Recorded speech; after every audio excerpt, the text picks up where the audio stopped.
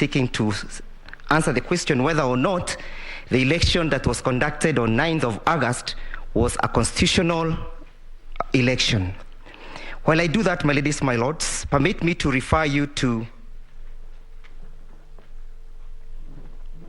various affidavits, and I begin by referring to paragraph 52, paragraph 53, and paragraph 54 of our petition.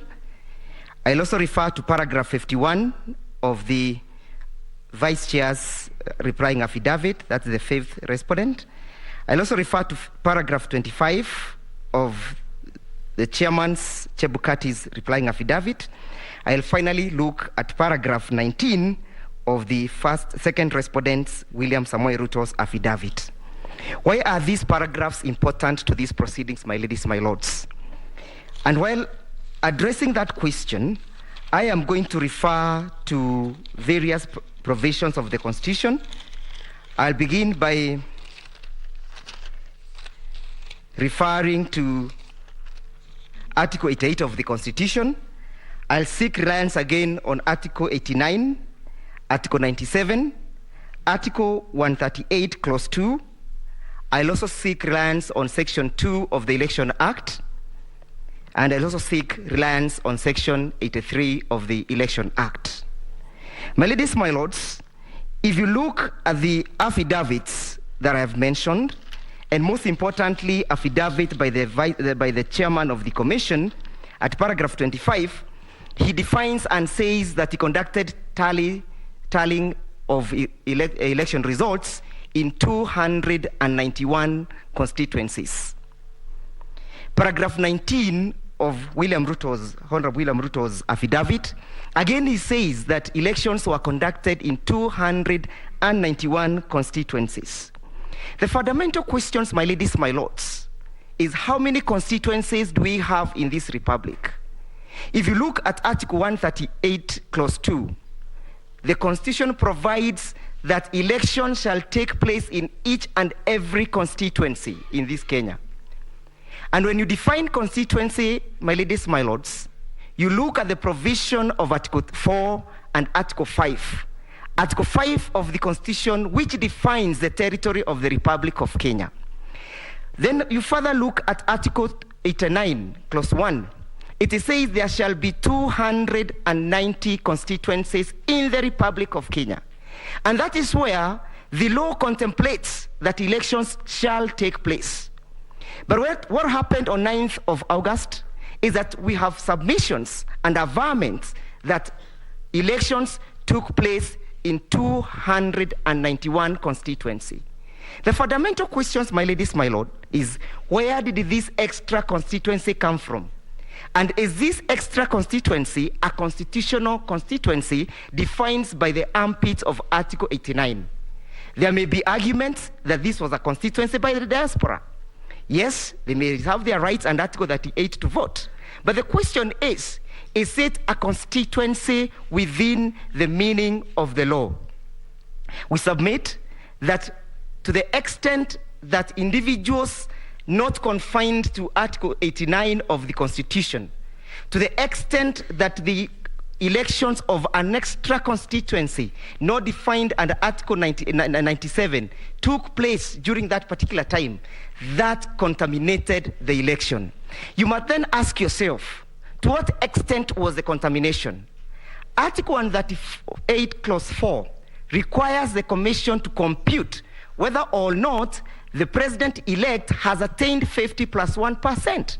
We are submitting that these elections that took place in alien constituencies contributed to the computation of 50 plus 1%.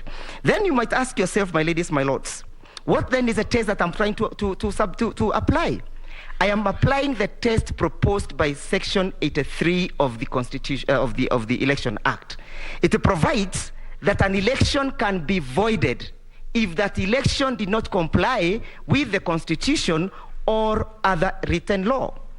And this is a fundamental question, my ladies, my lords, because a constituency as defined by Article 289, Article 89, that must be within the territory of Kenya as defined by Article 5, then contemplates a situation whereby there's a question of representation. It subjects the people of Kenya to exercising their sovereignty through the representation of those people. The question then that begs an answer is, how can an election that has been infiltrated by alien constituencies be regarded as a constitutional election? We submit thus that waives the fundamental requirement where IBC under Article 88, Clause 5, is required to conduct an election within the armpits of the Constitution. It is a mandate within the IBC that the mandate is so fundamental that it cannot be waived, it cannot be fettered, it cannot even be relaxed. An individual cannot create a constituency. If it was in the interest of Kenyans, while promulgating this constitution and adopting this constitution and giving this constitution unto themselves to create an extra constituency, there was nothing that was as easy as saying as such. My ladies, my lords, permit me to address the question of the 27 constituencies. Again, it has been submitted by my learned friend that under paragraph 25 of the Chairman Chebukati's replying affidavit, he has glossed over that weighty issue. He does not consider that 27 constituencies, which makes about 10% of the Kenyan constituencies, which translates to about 1.9 elected voters, were not included in the final tally. And what does he do? He makes and he amends and carefully uses the words which to apply. In his replying affidavit, he technically avoids the use of the word declaration and he uses the word announcement. The word announcement is not akin, is not similar, and does not mean declaration. Why, my ladies, my lords? Because Article 138, Clause 4, presupposes a declaration of all the polling results by the IEBC. So this declaration is not akin to announcement. And therefore, my ladies, my lords, we are submitting that the chairman of the Electoral Commission was lost on what he needed to do.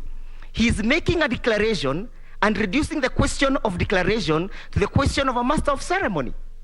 The IBC chairman was not called upon to just officiate the process.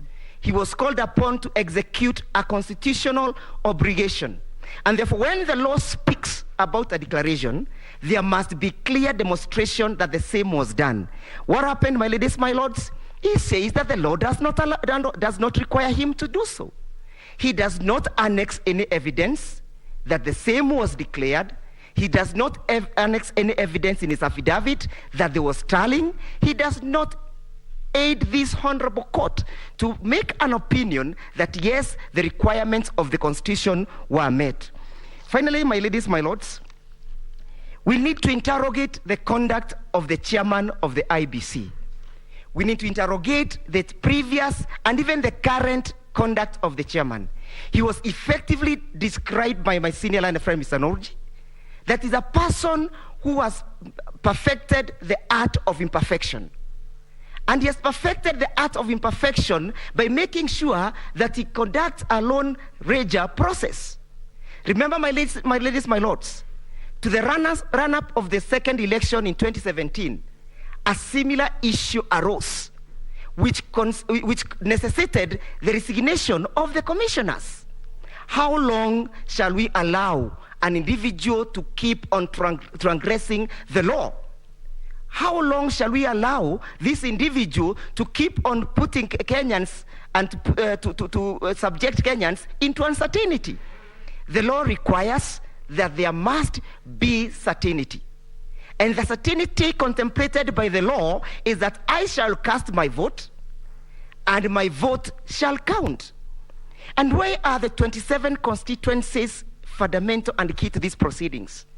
If you look at our paragraph 57, 52, 53, and 54, we have listed those constituencies.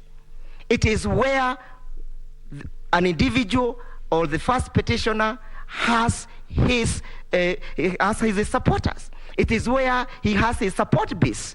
So were they left out as a matter of design? Were they left out by default? Or was he holding someone's brief? My ladies, my lords, we submit that to the extent that those constituencies were not tallied, were not verified, and the declarations were not made, then this election did not meet the provisions of the Constitution. Finally, my ladies, my lords, he says in paragraph 25 that he can announce elections anytime that he so wishes, even if there are some constituencies that have not generated their results. But what does Section 39, subsection 2 of the Election Act provides? It provides, my ladies, my lords, I would wish to read this. The chairman may declare a candidate elected as president before all constituencies have transmitted their results. The operating word here, my ladies, my lords, is the word before. So if before, at the time he's declaring those elections, the constituencies have not generated their results, he can declare. But the station where we are in, my ladies, my lords, on 9th, going by the dictates of Maina Kiai's case, the chairman had received all the results from the polling stations. It was therefore incumbent upon him to make sure that they are included, to make sure that they are tallied, to make sure that they are verified.